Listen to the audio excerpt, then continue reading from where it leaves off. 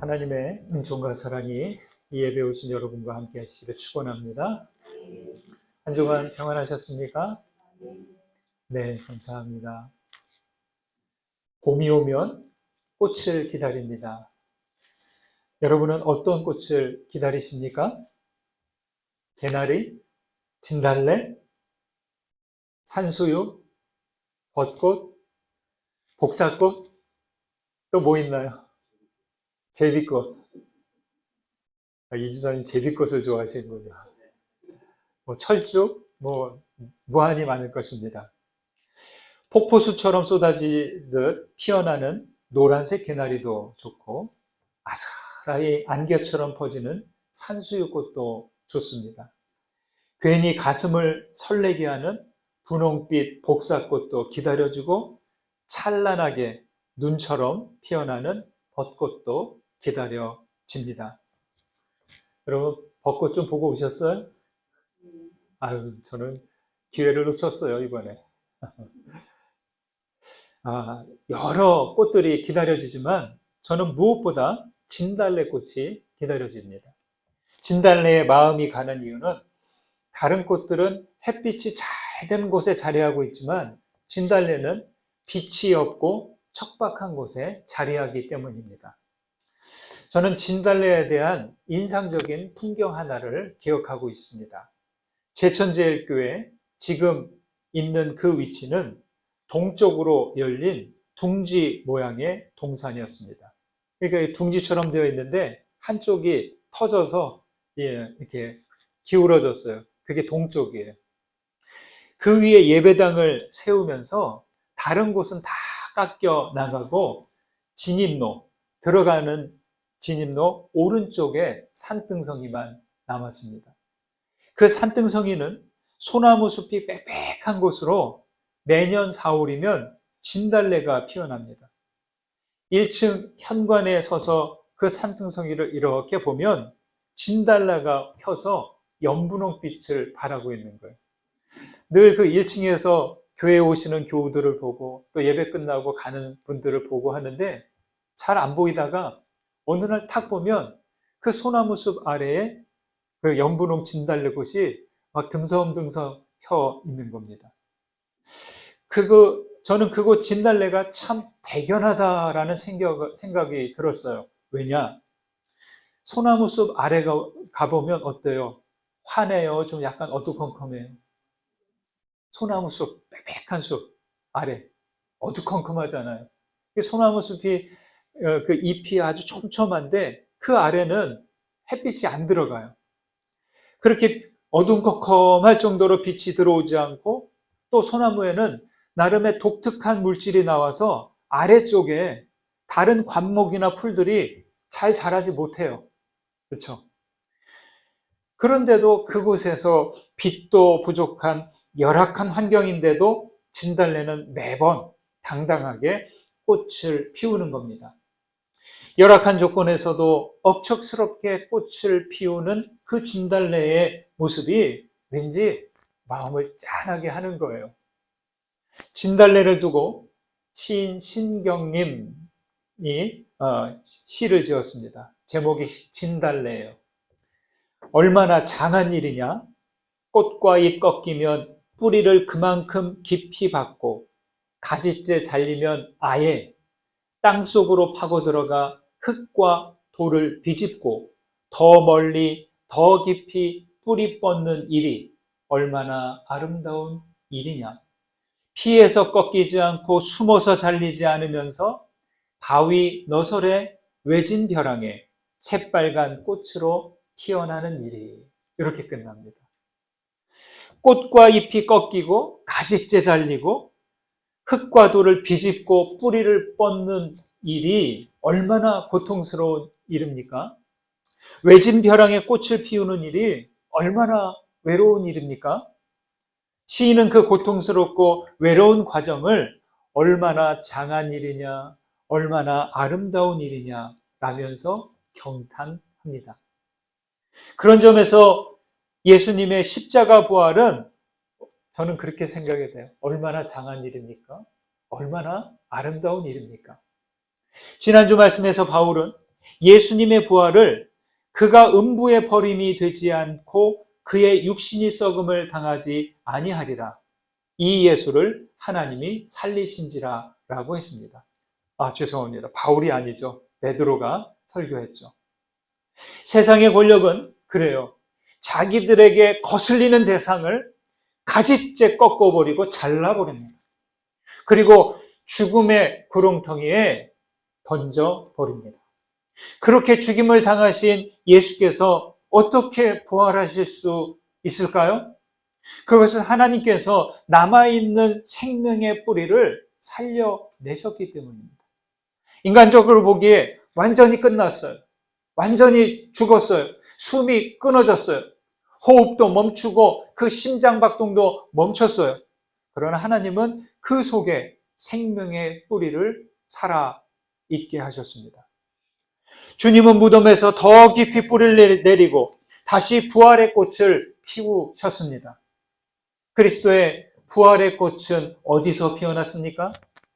어두운 곳에 있어도 벼랑 같은 곳에 있어도 믿음과 희망을 가진 사람들에게 부활의 꽃은 피어나는 거예요. 예수를 생명의 그리스도로 받아들이는 사람들에게 주님은 진달래처럼 피어나는 겁니다. 정연복 시인은 진달래가 피지 않으면 겨울산은 봄산이 될 수 없다라고 했어요. 여러분, 부활의 꽃이 피지 않으면 우리의 일상은 겨울산이 지속될 것입니다. 우리 세상은 여전히 춥고 어둡습니다. 어두운 계절이에요. 그리스도를 사랑하는 여러분에게 그리스도의 부활의 꽃이 피어나서 우리의 삶이 겨울산이 아니라 봄산이 되시기를 주님의 이름으로 축원드립니다. 성전 권력자들과 빌라도는 자기들의 이익을 위해서 예수님을 희생양으로 만들어 십자가에서 죽게 했습니다. 그렇게만 하면 예수의 제자들은 흩어질 것이고 백성들은 조용해질 것이라고 생각했어요. 실제로 그랬습니다. 그러나 단 사흘만 그랬습니다. 사흘 후 예수님은 부활했죠. 꽃과 줄기를 잘라냈지만 뿌리가 제자들에게 다가가서 그들 속에서 부활의 꽃으로 피어났습니다. 거기에 성령의 강림으로 모두가 성령의 충만함을 입었습니다.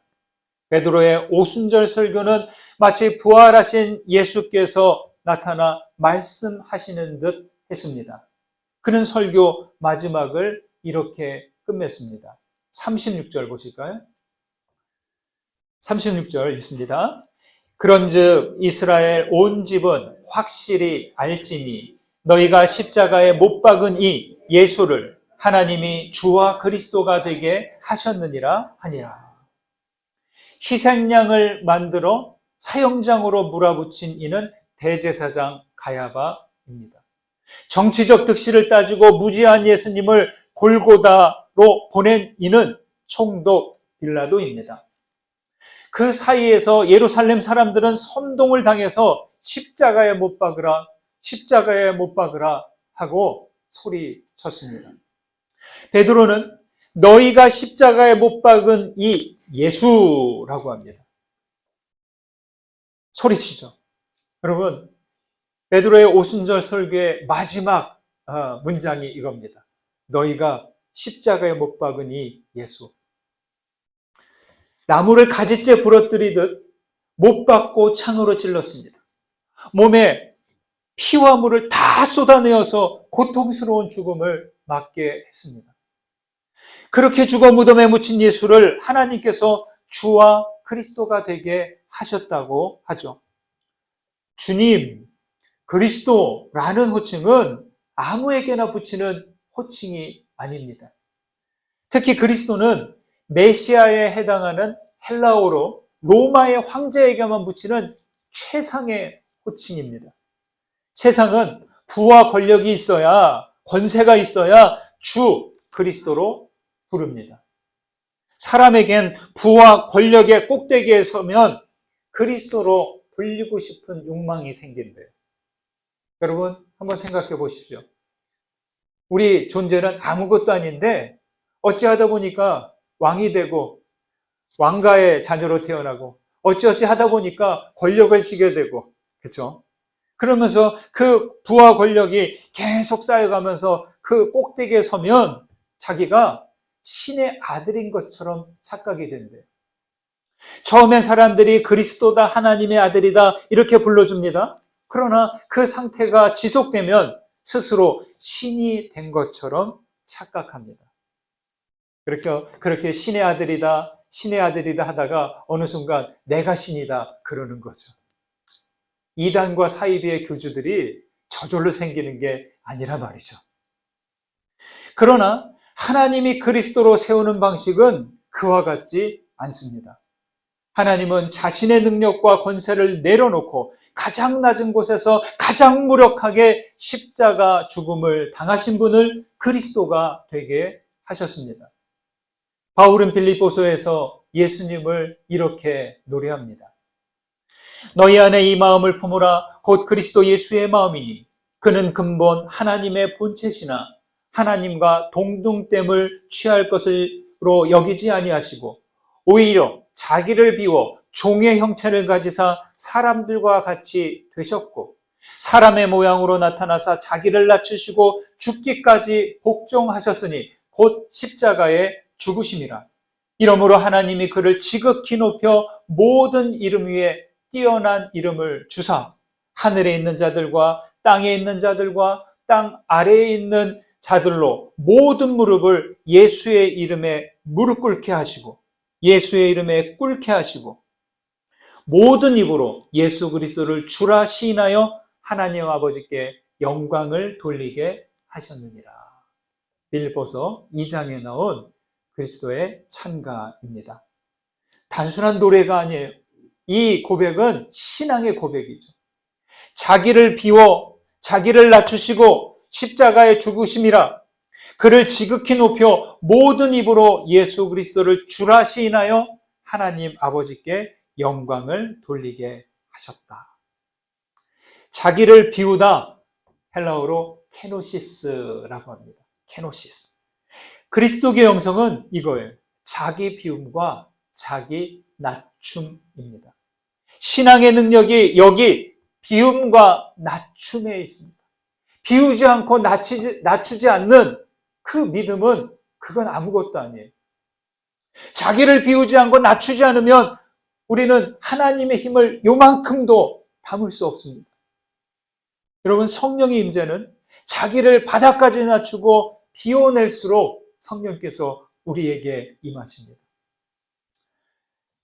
우리 동양의 고전 도덕경 8장에는 상선약수장이라고 하죠. 상선약수로 시작합니다. 상선약수, 수선리 만물, 이부쟁, 처중인지 소오, 고기어도 이렇게 나갑니다. 한자로 해서 좀 어색하지만 뜻은 이거예요. 상선약수. 최고의 좋은 것은 물과 같다는 거죠. 물은 어떠냐? 만물을 이롭게 하면서 다투지도 않고 사람들이 싫어하는 곳에 있으므로 도에 가깝다. 즉 진리에 가깝다라는 거죠. 우리 동양고전에서 성경 말씀과 가장 가깝게 유사한 내용이 바로 도덕경인데 여러분 물이 그래요. 물의 특성이 그렇습니다. 아래로 흘러 어디까지 갑니까? 바닥까지 가잖아요. 그렇게 흘러가면서 모든 살아있는 것들에 스며듭니다.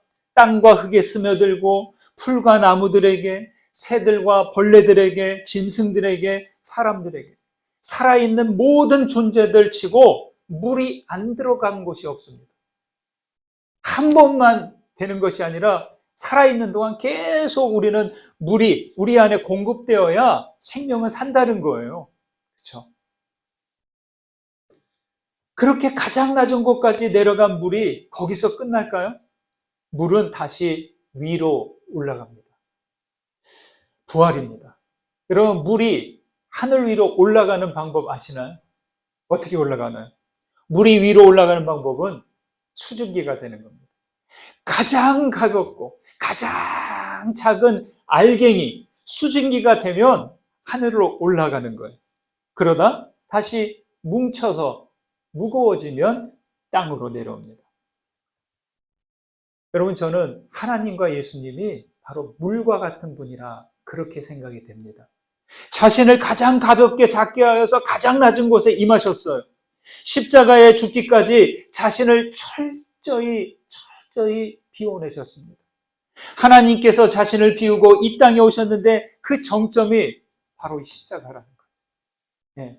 십자가는 그냥 교리적으로 표현하는 그 십자가가 아니에요. 단순히 어떤 상징이 아니에요. 하나님께서 자신을 가장 낮은 곳까지 오셔서 비워낸 상징이 십자가이죠. 다시 말해 이 십자가는 하나님의 케노시스입니다. 새들은 높이 날기 위해 몸을 최대한 가볍게 하는데 심지어 뼛속까지 비운다고 합니다. 골공이라고 하죠. 뼈골자에 빌공자, 골공. 네. 새들의 지금 모습은 날기 위해서 자기 몸을 진화시킨 거예요. 불필요한 것들을 다 가볍게 하고 내버리고 뼛속까지 가볍게 만들었다는 거죠. 십자가에 달리기까지 주님은 옷도 내주시고 물과 피를 전부 쏟아내고 아마도 뼛속까지 영혼까지도 주님은 비워내셨을 겁니다. 그렇게 자신을 비우고 낮추신 예수님은 부활하여 주와 그리스도가 되게 되셨습니다. 여러분, 신앙의 삶은 부활의 그리스도와 함께 동행하는 거예요. 부활의 주님과 함께 하기를 원하십니까? 부활하신 그리스도와 동행하기를 진짜 원하십니까? 그렇다면 여러분, 자신을 무겁게 하는 것들을 계속 비워내셔야 됩니다. 예. 여러분, 우리가 무거운 상태가 되면 주님과 동행할 수 있을까요? 아니라는 거죠. 우리가 위로 올라가야 되는데, 부활로 일어서야 되는데, 무거우면 무거울수록 올라갈 수도 없고 우리와 함께 하시는 주님도 힘드시리라 생각이 됩니다. 욕심과 욕망을 비우고 근심과 염려를 비우고 미움과 증오를 비우고 하나님 아닌 것들을 계속해서 비워내야 합니다. 그렇게 비우고 비워서 그리스도 예수의 마음을 품으시고 부활의 주님과 함께 동행하시기를 간절히 소망합니다. 37절과 38절을 보시겠습니다. 같이 읽습니다. 그들이 이 말을 듣고 마음에 찔려 베드로와 다른 사도들에게 물어 이르되 형제들아 우리가 어찌할꼬 하거늘 베드로가 이르되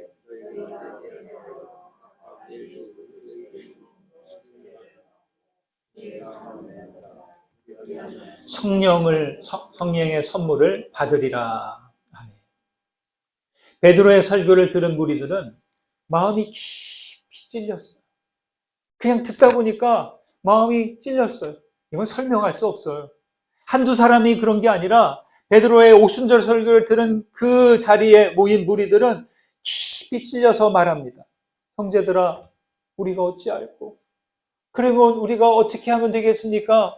그냥 그 완악했던 마음이 십자가에 못 박으라고 소리치던 그들의 마음이 그냥 움츠러드는 거예요. 찔렸어요. 이미 지나간 일인데 그래서 어쩌라고 하는 식으로 모른 척할 수도 있었지만 그대로 지나갈 수가 없어요. 네. 그들은 양심이 찔렸기 때문이죠. 이들은 아직 양심이 살아 있는 거죠. 양심은요, 모든 사람의 내부에 있는 유일하고 절대적인 영적 존재의 목소리를 하나님을 믿든 안 믿든 예배자이든 아니든 예수를 그리스도로 받아들이든 안 받아들이든 모든 사람에게는 이 양심이 있어요. 양심은 하나님께서 우리 안에 남겨두신 순수한 감각입니다. 하나님의 형상이 이 양심일까요? 네. 거룩한 신성이 우리의 양심에 남아 있어서일까요? 양심의 울림이 크게 들리는데 나 몰라라 할 수 없습니다. 양심이 무감각해진 사람은 정말 어떻게 말할 수가 없어요. 어떻게 하면 좋을까요? 회개하고 죄사함을 받고 성령을 받아야 됩니다. 베드로는 예수 이름으로 세례를 받고 죄사함을 받으라고 합니다. 훗날 베드로는 베드로전서에서 육체의 더러운 것을 제하여 버림이 아니요 하나님을 향한 선한 양심의 간구라고 세례를 말했습니다. 여러분, 세례받는 거는 단순히 물 뿌리는 의식이 아니에요. 예전에는 물 뿌리는 예식이 아니라 물속에 들어갔다 나오는 침례 형식의 세례였는데요. 그게 하나님을 향한 우리들의 선한 양심이 간구하는 신앙 고백이라는 거죠. 예수 그리스도의 이름으로 받는 세례에는 회개가 있고 제사함이 있고 성령 받음이 있는데, 이 회개와 제사함과 성령 받음이 연속 동작처럼 이어져 있습니다. 세례는 하나님의 자비와 예수님의 용서를 통해서 내 양심에서 우러나오는 신앙 고백과도 같습니다. 여러분, 우리가 믿음을 갖고자 하는 이유와 하나님을 신앙하는 이유가 뭔가요? 여러분, 이거를 답하실 수 있어야 됩니다. 믿음을 갖는 이유, 하나님을 신앙하는 이유, 그 목적이 뭡니까? 그래서 우리 신앙적인 표현은 이거예요. 죄사함 받고 구원받고 영생을 얻기 위하여. 그런데 여러분, 믿음이 없는 사람들에게는 이게 뭔 얘기야? 이런 식으로 들립니다. 구원받고 영생을 얻기 위해서인데, 이걸 달리 말하면 이런 거예요. 더 나은 사람, 더 온전한 사람이 되기 위해서. 네. 그냥 예수 믿고 구원받고 천국 간다, 이런 식의 표현 말고 실제 현실적인 이유, 현실적인 목적, 내가 더 나은 사람이 되는 거예요. 더 온전한 사람이 되는 거예요. 그렇게 살아서 훗날 하나님께서 하나님의 나라로 영생으로 이끌어 주기를 기대하는 거죠. 여러분은 더 온전한 사람이 되기를 원하십니까? 자기 완성에는 언제나 회개가 있어야 됩니다. 회개의 한자는 뉘우칠 회와 고칠 개입니다. 여러분, 뉘우침에 그치지 않고 고쳐야 합니다. 아유, 마음에 찔려요. 참 제가 부족하네요. 부끄럽습니다. 여기에서만 그치는 게 아니라 고쳐야 됩니다. 바꿔야 되는 거죠. 누가 고칩니까? 누가 고쳐요? 우리 자신이 하는 거예요. 여러분, 이거 명심하셔야 됩니다. 다른 사람이 고칠 수 없어요. 주님께서 문 밖에서 문을 두드리시지만 문을 열어주는 사람은 정작 자기 자신이라는 거예요. 밖에서 안으로 여는 문이 아니라 회개는 안에서 밖으로 여는 문이라는 거죠. 남이 해주지 못합니다. 양심의 찔림을 받은 자신이 그리스도의 은혜로 성령의 인도하심으로 고쳐가야 하는 거죠. 빅토르 위거의 소설 레미제라블은 참 감동을 주는 이야기죠. 장발장은 선의를 베푼 미리엘 주교집에서 은초대를 훔쳐서 달아나다가 헌병에게 붙잡혀서 끌려왔습니다. 그런데 주교는 딱 눈치를 챘어요. 네, 이미 아침에 일어나 보니까 은초대며 은식기며 없어졌거든요. 그래서 막 속에서 부글부글 끓어오르는 거예요. 아니, 이 사람 내가 밥도 주고 먹여주고 재워줬는데 이거를 훔쳐서 달아나? 아마 부글부글 끓어올랐을 거예요. 그런데 이제 얼마 못 가서 이제 헌병에 붙잡혀 왔죠. 눈치를 챘어요. 그래서 주교가 어떻게 하냐면 장발장이 훔쳐간 게 아니라 내가 선물로 줬다, 이렇게 대답해 주는 거예요. 혐의를 풀렸죠. 헌병이 이제 좋은 사람 만난 줄 알아 하고 이제 가고, 그런 다음에 주교가 장발장에게 말합니다. 장발장, 나의 형제여, 오늘부터 당신은 악을 떠나 선의 나라로 들어가는 겁니다. 나는 당신의 영혼을 샀어요. 나는 당신의 영혼 속을 암담한 생각과 파멸의 정신에서 끌어내어서 하나님께 맡겼습니다. 이렇게 한 거예요. 우리 레미제라블 소설에서 가장 핵심적인 메시지 있죠. 주교가 도둑질을 덮어준 일로 장발장은 커다란 충격을 받고 거기서 회개합니다. 이후 장발장은 신분을 숨기고 정직하게 살고, 그러다가 마들렌이라는 이름으로 한 작은 도시의 시장이 되어서 살아간다는 이야기입니다. 그 다음의 이야기는 너무 방대해서 다 말씀드리지 못하고요. 레미제라블에는 이런 말도 나옵니다.